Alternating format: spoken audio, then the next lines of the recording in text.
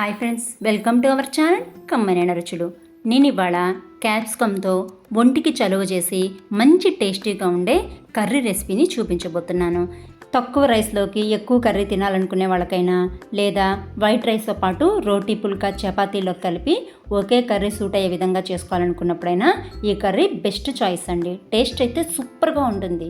Process కూడా సింపుల్గానే ఉంటుంది. దీనికోసం ముందుగా మనం ఒక కడాయిలో 2 టేబుల్ స్పూన్స్ ఆయిల్ వేసుకొని లో ఫ్లేమ్లోనే చక్కగా హీట్ అయినాక 1 టీ స్పూను జీలకర్ర కానీ లేదా షాజీరా కానీ వేసుకున్నాక, మీ దగ్గర అవైలబిలిటీలో ఉండి నచ్చితే కనుక 1 టీ స్పూను నువ్వుల్ని కూడా వేసుకొని అవి కూడా చక్కగా లో ఫ్లేమ్లో ఫ్రై అయినాక పొట్టు ఒలిచి చిన్న చిన్న ముక్కలుగా కట్ చేసుకున్న వెల్లుల్లి రేకులు ఒక 7-8 వేసుకొని అవి కూడా ఒకసారి చక్కగా మిక్స్ చేసేసుకొని లో ఫ్లేమ్లో కొంచెం సాఫ్ట్గా అయ్యే వరకు ఫ్రై చేసుకోవాలి.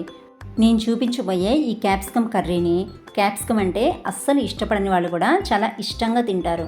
అంత టేస్టీగా ఉంటుంది. కాబట్టి వీడియోని స్కిప్ చేయకుండా చూడండి.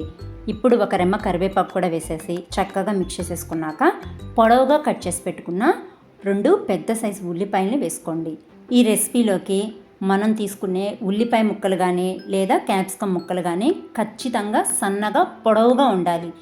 అప్పుడైతేనే కర్రీ టేస్ట్తో పాటు లుక్స్ కూడా పర్ఫెక్ట్గా ఉంటాయి. ఇవి 50% మగ్గినాక ఇంకొకసారి మిక్స్ చేసేసుకొని పొడవుగానే కట్ చేసి పెట్టుకున్న క్యాప్సికమ్ ముక్కలు కూడా వేసేసి వాటిని కూడా ఒకసారి మిక్స్ చేసేసుకొని మధ్య మధ్యలో కలుపుకుంటూ క్యాప్సికమ్ని 80% కుక్ అయ్యే వరకు ఫ్రై చేసుకోవాలి. క్యాప్సికమ్ ముక్కలు వేసుకున్నాక మాత్రం మంటని లో ఫ్లేమ్లో నుంచి మీడియం ఫ్లేమ్లోకి అడ్జస్ట్ చేసేసుకోవాలి. ఈ ముక్కలన్నీ చక్కగా ఫ్రై అయినాకే వీటిల్లో స్పైసెస్ యాడ్ చేసుకోవాలి.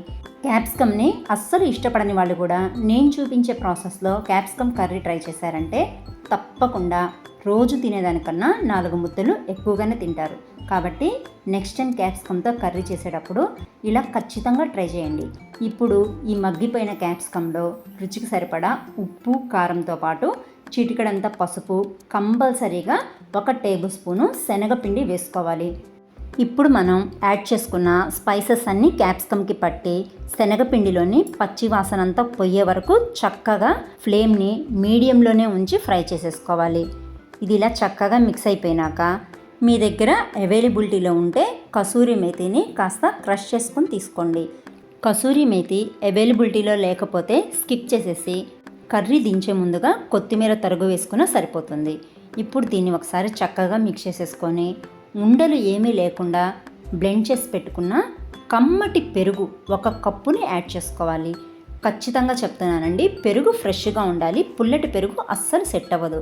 పెరుగుని వాటర్ ఏమీ మిక్స్ చేయకపోయినా బ్లెండర్తో కానీ ఫోర్క్తో కానీ చక్కగా ఇలా క్రీమీగా వచ్చే వరకు మిక్స్ చేసేసుకొని క్యాప్సికమ్ మిశ్రమంలో యాడ్ చేసేసి ఒకసారి మిక్స్ చేసేసుకొని ఇప్పుడు మంటని లో ఫ్లేమ్లో పెట్టుకొని మధ్య మధ్యలో కలుపుకుంటూ ఆయిల్ అంతా పైకి తేలే వరకు ఉడికించుకోవాలి. ఇలా క్యాప్సికమ్ కర్రీని దహి యాడ్ చేసుకున్నామంటే ఒంట్లో వేడంతా మ్యాజిక్ చేసినట్టుగా మాయమైపోతుందండి. టేస్ట్ అయితే సూపర్గా ఉంటుంది. అందులోనూ మనం ఈ క్యాప్సికమ్ కర్రీ ప్రిపేర్ చేసుకునేటప్పుడే శనగపిండి కూడా యాడ్ చేసుకున్నాం కాబట్టి శనగపిండి, పెరుగు కలిపి మంచి క్రీమీ స్ట్రక్చర్ అయితే ఈ కర్రీకి వస్తుంది. టేస్ట్ కూడా సూపర్గా ఉంటుంది. ఆయిల్ కూడా చక్కగా పైకి తేలింది కదా.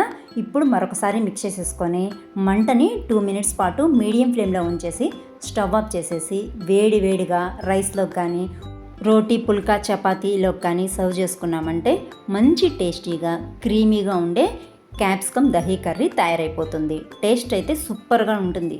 తప్పకుండా ట్రై చేసి మీకు ఈ కర్రీ ఎలా అనిపించిందో కమెంట్స్ ద్వారా నాతో షేర్ చేసుకోండి. రెసిపీ నచ్చితే కనుక లైక్ చేయండి, షేర్ చేయండి. ఇలాంటి మరిన్ని టేస్టీ అండ్ హెల్దీ రెసిపీస్ కోసం ఛానల్ని సబ్స్క్రైబ్ చేసుకొని అలాగే ఛానల్కి హైప్ ఇవ్వండి. Thanks for watching.